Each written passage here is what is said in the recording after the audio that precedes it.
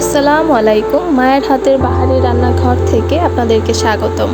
আজকে আমরা দেখাবো পুরান ঢাকা স্টাইলে কিভাবে বাসায় বসে এমন মজাদার লোভনীয় কাচ্চি বিরিয়ানি রান্না করা যায়। প্রথমেই সেগুলোতে আমরা দারচিনি, এলাচ, তেজপাতা দিয়ে দিব। এখন এতে আমরা আদা রসুনের পেস্ট দিয়ে নিব। এরপর এতে আমরা মরিচের গুঁড়ো এবং টক দই দিব। সবশেষে পেঁয়াজের বেরেস্তা দিয়ে ভালোভাবে মাখিয়ে 1 ঘন্টা রেখে দেব।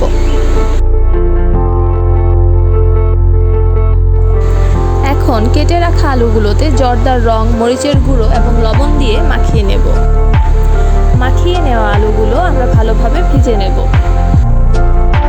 বিরিয়ানি চাল সিদ্ধ করার জন্য একটি পাত্রে পানি নিয়ে নেব এবং এতে লবণ, শাহি জিরা এবং অল্প একটু সয়াবিন তেল দিয়ে দিব।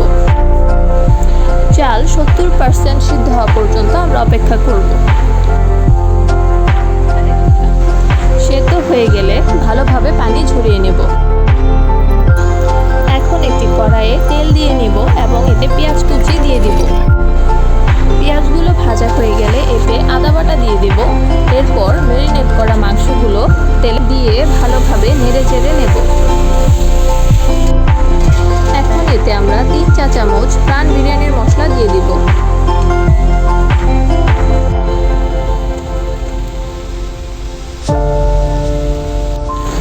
একটু গরম পানি দিয়ে মাংসগুলো ভালোভাবে কষিয়ে নেব।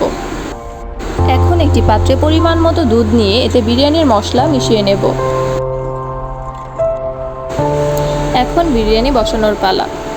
প্রথমে আমরা রান্না করা গরুর মাংস দিয়ে নেব। এরপর এতে পোলাওয়ের চালের লেয়ার দিয়ে নেব। এখন এতে অবশিষ্ট মাংসগুলো দিয়ে দেব এবং ভেজে রাখা আলুগুলো দিয়ে উপরে পেঁয়াজ বেরেস্তা ছিটিয়ে দেব।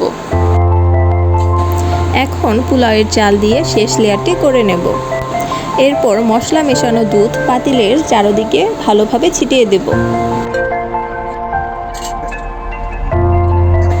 এখন এতে আমরা ভেজে রাখা অবশিষ্ট আলুগুলো এবং কাঁচামরিচগুলো দিয়ে দিব।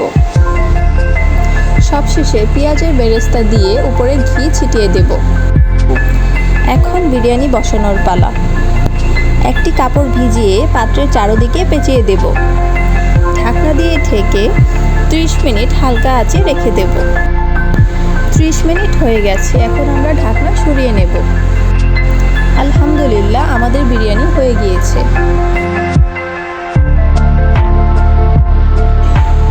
এখন আমরা মজাদার বিরিয়ানি পরিবেশন করার জন্য কেটে নেব। এমন ঝরঝরে এবং পারফেক্ট বিরিয়ানি পেতে আমাদের রেসিপিটি অবশ্যই ফলো করবেন এবং ঘরে বসে বানিয়ে ফেলতে পারবেন পুরান ঢাকার স্টাইলের পারফেক্ট কাচ্চি বিরিয়ানি।